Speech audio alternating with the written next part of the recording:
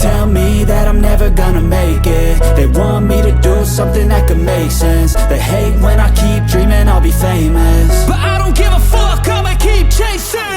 I got all this potential that's deep inside of me, but they hate when you're successful cause they try to be. They sit there being judgmental because you're trying things, and they just want you to settle and do the right thing. So get a good job, don't slack off. Wake up every morning, make a good impression on your boss. Don't do anything that I wouldn't do, and when you're making money, make sure you don't spend it too soon. Fuck that, I'll do what I wanna do. I got a different path from everyone and that includes you. Who are you to tell me how to